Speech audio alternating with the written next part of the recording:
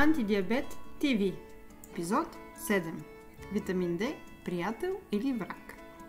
Витамин D всъщност не е витамин, а е хормон, който се произвежда в черния дроб. Казват му витамин, защото има свойства подобни на витамините. Витамин D се съхранява най-много в мастните тъкани. Колкото по-дебел си, толкова по-малко циркулира, той си върши работата. Затова и всички с диабет 2 имат ниски нива на витамин D или с наднормено тегло.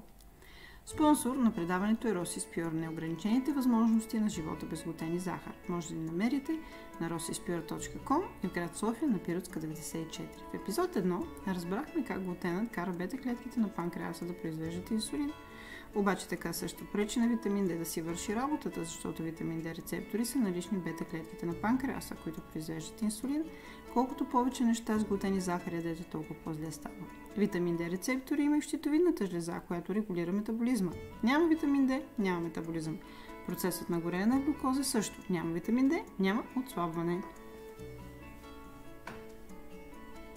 Параграф 22. Книгата чели ли сте? Ако кошката е яйцето, причинител или резултат е витамин D. Аз съм Росица Коцева, основател на Rossis Pure и автор на книгата Неограничени и съм тук, за да преборя заедно диабет тип 2, така нареченият придобит диабет. Откъде почваме с този непослушен витамин D? Спираме да пречим на усвояването му от бета-клетките, т.е. спираме глутен и захарта. Почваме да подпомагаме производството чрез слънце и храна. Какво по-приятно от това сега на плажа?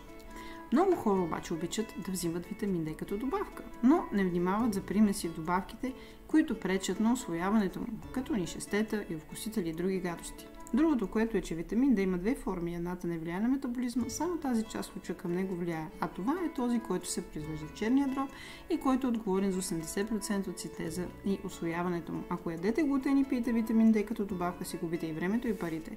Добавките, които пиете за витамин D, отговарят само за 20% от цялата картина, ако не пречите на усвояването с глутен и захар, иначе приближават 0. Другите 80% трябва от слънце, но и храната помага малко. 99% от добавките на пазара не струват. Ако има каквито и да било примеси, не струва. А някои лекари напоследък много обичат да предписват една марка, която всъщност даже има обратния ефект, но пък е вкусен. Ако не трябва рецепта за витамин D и не поне 20 000 международни единици, си губите и времето и парите. Витамин D има и в сьомгата, и в сардините, и малко в яйцата и в сиренето, но сьомгата е скъпа, има и живак, а млечните не са препоръчителни за много хора, особено в големи количества. Тоест не са тези храните, които безопасно ще решат проблема, а са гъбите. Гъбите, които са изложени на слънце. Как да си направим гъби на слънце?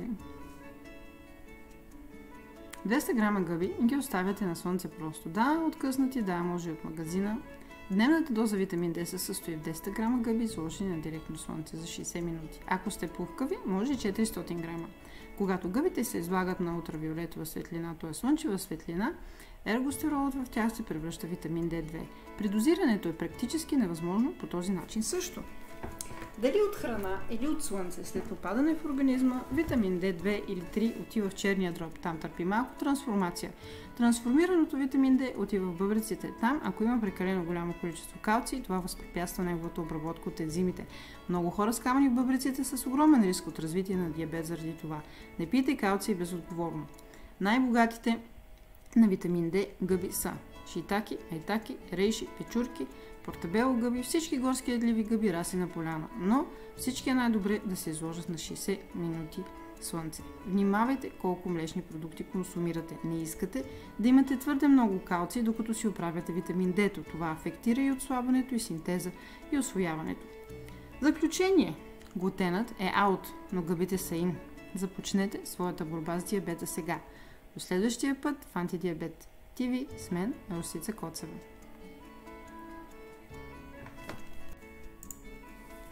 Предаването не замества лекарския съвет. Не правете нищо без да се консултирате с вашия лекар. Медицината и храненето вървят ръка в ръка. Благодаря, че гледахте. Не забравяйте да харесате и да коментирате. Така подкрепяте автора.